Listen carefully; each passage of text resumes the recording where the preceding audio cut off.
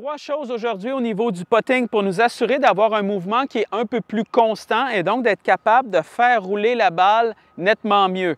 La première chose, c'est la position du putter dans les mains et donc la position un peu des poignets. C'est-à-dire que lorsqu'on installe le putter dans nos mains, ce qu'on veut avoir comme sensation, c'est comme si le putter allait beaucoup plus dans la paume, comme ça ici, de la main, et non pas dans les doigts. Trop souvent, lorsqu'on fait notre putt, on a l'impression qu'on doit le tenir un peu comme un club normal. Ce qui fait que si je m'installe comme ça, avec une prise normale un peu plus dans les doigts, bien, voyez comment le club repose complètement sur le talon comme ça. Plus le club repose sur le talon et plus j'ai une prise un peu dans les doigts comme ça, bien, plus je vais avoir tendance à avoir un mouvement justement où les poignets vont bouger. Moi, ce que je veux sentir, c'est que lorsque je fais mon mouvement, je veux avoir l'impression que mes poignets, oui, peuvent bouger légèrement, mais je veux quand même avoir un certain contrôle. Alors, ce qu'on fait, c'est que lorsque vous allez vous installer, imaginez-vous que vous allez venir placer le putter un peu plus comme ça ici, là, dans la paume de votre main et que, en fait, la prise ici suive un peu votre avant-bras, soit un peu dans le même angle. Si vous prenez la prise dans vos doigts comme ça ici, voyez que le club ici, le putter, donc la prise ici, et l'avant-bras ne suivent pas du tout. Moi, ce que je veux, c'est avoir une prise qui suit comme ça ici mon avant-bras. Ce qui revient à dire que les poignets, au lieu de travailler comme ça ici naturellement, vont travailler un peu dans cet angle-là. Alors moi, si j'installe mes mains un peu comme ça ici, bien là, vous voyez que naturellement, ça se suit. Et si je fais ça, bien, naturellement, lorsque je vais faire mon mouvement, c'est comme si mon poignet avant était un peu plus bloqué, en fait. Et c'est exactement ce que je veux aller chercher. Je ne veux pas sentir qu'il peut bouger dans toutes les directions. Alors, si j'installe ça comme ça ici, moi, à partir de là, tout ce que j'ai à faire, j'ai simplement à faire le même mouvement que je suis habitué, mais déjà, cette main-là va être légèrement plus bloquée et donc va permettre une phase de club nettement plus stable. Le mouvement où vous prenez justement la prise et que vous essayez de faire suivre un peu votre avant-bras, vous n'avez pas nécessairement besoin de l'exagérer. C'est-à-dire, ne sentez pas nécessairement que votre poignet est complètement comme ça lorsque vous vous installez. On ne veut simplement pas que le poignet soit surtout en fait dans cet angle-là ici.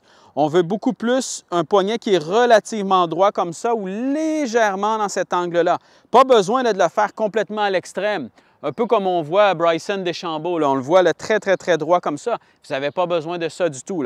C'est simplement de sentir que votre poignet est légèrement plus droit, que la prise est un peu plus dans la paume comme ça, et déjà, vous allez sentir une différence si vous avez tendance à justement le jouer un peu trop dans les doigts.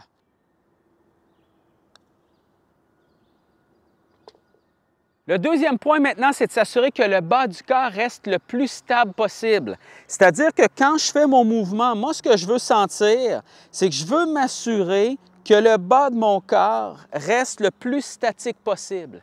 Si j'ai tendance, lorsque je fais mon putting, à bouger un peu trop comme ça ici au niveau de ces hanches-là, ce que ça fait, c'est que automatiquement, le club va avoir tendance à bouger beaucoup trop en arc comme ça d'un côté et de l'autre. Et si le club bouge trop en arc comme ça, ce que ça fait, c'est que la face de club, elle, va avoir tendance à s'ouvrir beaucoup plus et se refermer beaucoup plus. Ce qui fait que par la suite, pour partir la balle dans la bonne direction, bien, ça va être extrêmement difficile.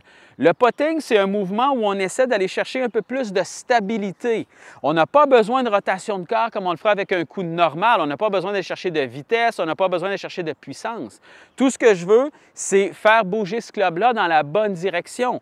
Alors, je n'ai pas besoin des hanches, je vais m'assurer de les contrôler un peu plus. Alors, je reprends exactement la même prise qu'on a vue tout à l'heure. Donc, un peu plus vis-à-vis mon avant-bras comme ça ici. Et à partir de là, je vais m'imaginer que ma boucle de ceinture, au départ, regarde la balle comme ça ici. Et quand je vais faire mon mouvement, je veux m'assurer qu'à l'impact, cette boucle de ceinture-là regarde encore la balle. Et même une fois que la balle est partie comme ça, je veux que la boucle de ceinture regarde encore où était la balle comme ça. Je ne veux jamais sentir ça ici, par exemple, qu'on voit trop souvent. Hein? Le bas du corps bouge beaucoup, qui fait ouvrir les épaules, qui fait refermer cette face de club-là. Si je vous le montre comme ça, là, si je fais le même mouvement, mais que je redescends et que je laisse ça bouger un peu trop, ma boucle de ceinture, ce que ça fait, ça donne un peu ça.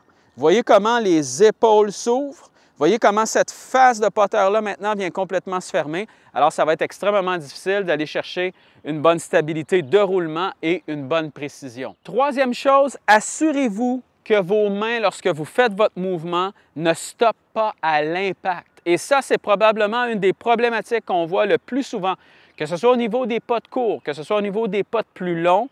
Assurez-vous que lorsque vous allez faire ce mouvement-là, que vos mains continuent légèrement vers l'avant. Vous ne voulez jamais sentir que vos mains stoppent à l'impact pour laisser passer cette tête de club-là. Ce que vous voulez sentir, c'est quand vous allez faire justement ce mouvement-là, imaginez-vous que vous allez porter en fait la balle un peu plus avec vos mains vers le trou comme ça ici, pour vous assurer justement qu'à l'impact, tout bouge ensemble et non pas d'arriver à l'impact et faire un peu ça ici. Alors, je m'installe, ma prise, je veux m'assurer que ma boucle de ceinture reste relativement stable et à partir d'ici, je m'assure aussi que mes mains continuent légèrement vers l'avant. Vous n'avez pas besoin de l'exagérer, là. Vous n'avez pas besoin de sentir que vous les envoyez complètement par là. Imaginez-vous que vous allez là, simplement à peu près à la même distance avec vos mains derrière et même distance devant comme ça ici. Et déjà, vous allez vous assurer justement que ces mains-là ne bloquent jamais à l'impact. Je vous le montre dans cet angle-là. Alors, premièrement, le poignet dans le bon angle pour que la prise suive l'avant-bras. Par la suite, lorsque je m'installe comme ça ici, moi, ce que je veux, le bas du corps ne bougera pas et je m'assure simplement que mes mains bougent légèrement aussi vers l'avant, donc je ne veux jamais bloquer ces mains-là. Je vous le montre avec un pot un peu plus long comme ça, à quel point là, je n'ai pas besoin en fait d'utiliser soit mes poignets pour faire ça, pour aller chercher de la puissance. Donc, je veux simplement m'assurer d'aller chercher un mouvement avec mes mains qui avancent un peu vers l'avant, mais surtout que je n'ai pas besoin de faire ça non plus, de bouger le bas du corps pour aller chercher ma puissance. Alors, je me réinstalle, je vais faire exactement le même principe, la prise comme ça, le bas du corps stable, et je laisse mes mains passer à travers la balle aussi. Vous voyez que le bas du corps n'a toujours pas bougé. Je ne suis pas à tourner comme ça ici à travers la balle et j'ai amplement de puissance. Alors faites bien attention. Pas de court, pas de long, exactement le même principe.